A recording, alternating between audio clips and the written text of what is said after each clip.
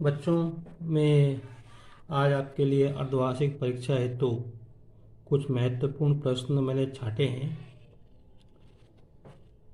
तो अभी तो मैंने केवल प्रश्न निकाले हैं, तो आप उन प्रश्नों के उत्तर देख लें अपने हिसाब से।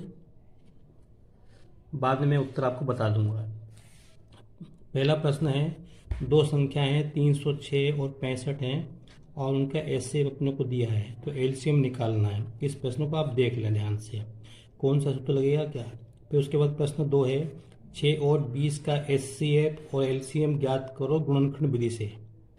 अभाज्य गुणनखंड विधि से करना है। प्रश्न 3 है, सिद्ध करो कि 3 वर्गमूल 2 तथा 3 प्लस 2 वर्गमूल 5 अपरिमेय संख्या है। ये प्रश्न अलग है, ये प्रश्न अलग है। फिर प्रश्न क्रमांक 4, पुस्तक के पृष्ठ क्रमांक 31 तथा 27 पर जो प्रश्न दिए वो आप देख लेना। ये पेज नंबर 27 पे ये प्रश्न दिए हैं, इस पर शून्य बताना है। और इसी प्रकार ये जो है पेज नंबर 31 पे ये जो पहला प्रश्न दिया है, इसमें अपने को शून्यों की संख्या बताना है।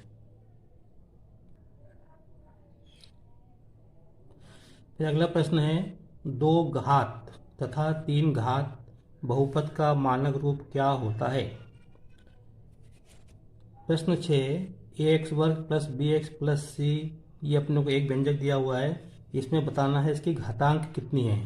ये जो व्यंजक है इसकी घातांक कितनी है, इसके कितने शून्यक होंगे और शून्यकों का योग क्या होगा, शून्यकों का गुणा क्या होगा ये। फिर अगला प्रश्न है, ए एक्स वर्ग प्लस बी एक्स प्लस सी के शून्यक अल्फा और बीटा हैं, तो अल्फा बीटा तथा ए बी सी में क्या संबंध होगा। अगला प्रश्न है, A X cube plus B X square plus C X plus D के 3 शून्यक अल्फा बीटा गामा हैं, तो बताओ अल्फा बीटा गामा तथा ए बी सी में क्या संबंध होगा। फिर अपने को बहुपद ज्ञात करो जिसके शून्यकों का योगफल तथा गुणनफल दिया है। ये अपने को 2 प्रश्न दिए हैं, एक अपने को योगफल -3 दिया है, गुणनफल अपने को 2 दिया है, तो हमको बहुपद निकालना है। ठीक है, इसी पर यहाँ पे ये अपने को योग दिया 1/4 और गुणा दिया -1, तो हमको बहुपद निकालना है। ये प्रश्न है। अगला प्रश्न दिया है, 2 चर वाले रैखिक समीकरण का मानक रूप लिखो। ये आपको देखना क्या होता है। अगला प्रश्न है, समीकरण x plus B Y plus C बराबर 0 के कितने हल होंगे। अगला प्रश्न है, अद्वितीय हल, अनेक हल, कोई हल नहीं का प्रतिबंध लिखो। अब आपको मालूम है ये किससे संबंधित है। इसमें 2 समीकरण होते हैं, रैखिक समीकरण, 2 चर वाले रैखिक समीकरण 2 होते हैं, उसके संबंध में हमें बताना है। तो इनको छोड़ना नहीं है, ये तो जरूर आएगा। प्रश्न 13,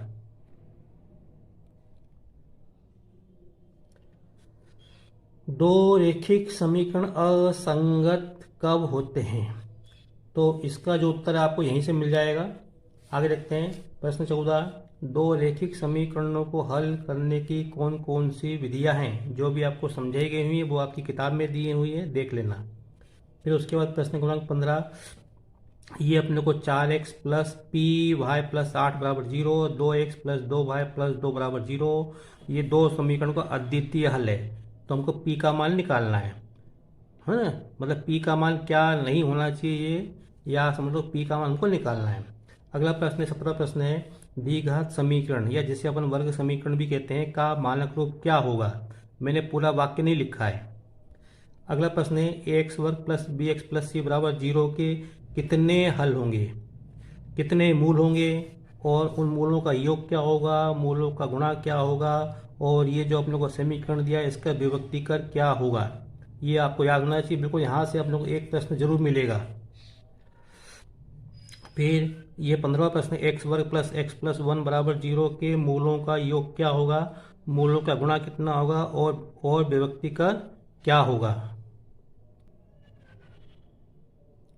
अगला प्रश्न दिया है, द्विघात समीकरण हल करने की कौन कौन सी विधियां हैं और कौन सी विधि हटा दी गई है, अभी कोर्स में नहीं रखी गई है। फिर द्विघात सूत्र लिखो तथा बताओ कि मूल, वास्तविक और बराबर कब होंगे। तो इसमें आप लोग को प्रतिबंध बताना है। फिर अगला प्रश्न है समांतर श्रेणी का व्यापक रूप और n वा पद क्या होगा, ये आपको लिखना है।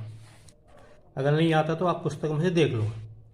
केवल ये प्रश्न जो है समझाने का मतलब यही है कि आपको इसका रिवीजन हो जाए कि क्या क्या प्रश्न आ सकते हैं। अगला प्रश्न है 23वां, ये समांतर श्रेणी दी है 2, 7, 12 और आगे भी दे का प्रथम पद लिखना है, सारांश लिखना है, 10वां पद क्या होगा और nवां पद क्या होगा। फिर अगला प्रश्न है 24, प्रश्नावली 6.1 में प्रश्न 135 पर अपने को सभी प्रश्न करना है और प्रश्नावली 6.2 प्रश्न 142 पर पहला दूसरा प्रश्न इंपॉर्टेंट है। प्रश्नावली 6.3 में प्रश्न 153 पर पहला सवाल देख लेना। ये देखो प्रश्नावली 6.1 इसके आगे के सवाल दिए हुए यहाँ पे, ये आप देख लेना, इनको जरूर देख लेना, चेक करना, इसमें से एक प्रश्न आपको जरूर मिलेगा। ठीक है, ये प्रश्नावली 6.2 पेज नंबर 142 पे ये प्रश्न आप जरूर देख लेना, पहला दूसरा प्रश्न जरूर देख लेना, हल करके देख लेना। फिर उसके बाद ये प्रश्नावली 6.3 ये जो प्रश्न है, पहला प्रश्न, इसमें ये बताना है कौन से दो त्रिभुज समरूप है कौन से नहीं है। तो ये आप जरूर कर लेना। फिर अगला प्रश्न है दो त्रिभुजों के समरूप होने के लिए प्रतिबंध लिखो। तो दो प्रतिबंध है, अब वो आप देख लेना, आप लिख कर देख लेना, परीक्षा में आ सकता है, बिल्कुल इंपॉर्टेंट है ये प्रश्न। फिर उसके बाद 26वां प्रश्न है पृष्ठ 155 पर प्रश्न क्रमांक 15, पृष्ठ 151 पर उदाहरण 7, पृष्ठ 158 पे पहला और चौथा प्रश्न इंपॉर्टेंट है। देखो ये बताया ना पेज नंबर 151 पे उदाहरण 7, और इसके बाद ये तो आपको पहले बता ही दिया मैंने।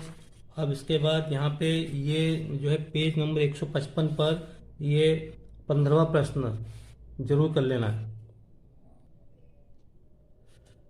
उसके बाद पेज नंबर 158 पे पहला प्रश्न और ये चौथा प्रश्न अच्छी तरह से कर लो। ये पाइथागोरस पे में देख लेना है इसको। प्रश्नावली 6.5 पृष्ठ क्रमांक 165 पर क्वेश्चन नंबर 9, 10, 12, 4, 5, 6 और पृष्ठ क्रमांक 154 पे क्वेश्चन 1 देख लेना। ये देखो ये बताया पेज नंबर 164 पर ये पहला प्रश्न देख लेना, इसमें ये बताना है कौन कौन सी भुजाएं समकोण त्रिभुज की भुजाएं हैं। फिर उसके बाद पेज नंबर 165 पर ये चौथा प्रश्न, पांचवा प्रश्न, 9वां, 10वां, 12वां ये प्रश्न आप अच्छी तरह से देख लेना।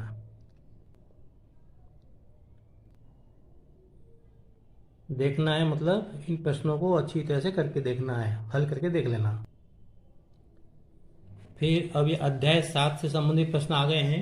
निर्देशांक ज्यामिति, जिसमें दो बिंदुओं के बीच की दूरी का सूत्र क्या होता है, ये आपको याद होना चाहिए, लिख के देख लेना 2-2, 3-3 बार। फिर उसके बाद मध्य बिंदु के निर्देशांक क्या होते हैं, मैं इसके उत्तर बाद में आपको अपलोड करूंगा, लेकिन पहले आप ये इन प्रश्नों को देख लो। फिर बिंदु P, ये बिंदु P के निर्देशांक जो दी गई रेखा को M1 M2 के अनुपात में विभाजित करें, मतलब सीधा है कि अपने को विभाजन सूत्र याद होना चाहिए। फिर उसके बाद प्रश्न क्रमांक 31 है प्रश्नावली 7.1 में क्वेश्चन पहला का पहला, दूसरा, 7वां, 8वां ये प्रश्न आपको मोस्ट इंपोर्टेंट है, इसमें से एक प्रश्न आपको जरूर मिलेगा। तो जब तक आपको दूरी का सूत्र याद नहीं होगा तब तक आप सवाल नहीं कर पाओगे ना। प्रश्नावली 7.2 का 7वां प्रश्न देख लेना। फिर उसके बाद प्रश्न क्रमांक 33 त्रिभुज का क्षेत्रफल निकालने का सूत्र, इस पे सवाल अपने को जरूर मिलेगा। ये इस पे ये सवाल दिए हैं पृष्ठ 187 पर उदाहरण 14, 13, 11। फिर पृष्ठ 200 पर प्रश्नावली 8.1 का पहला, दूसरा, तीसरा, चौथा प्रश्न जरूर कर लेना। यहाँ पे प्रश्न नंबर 36 पर प्रश्न 36वां है पृष्ठ 206 पर प्रश्नावली 8.2 का पहला, दूसरा और चौथा प्रश्न जरूर कर लेना है।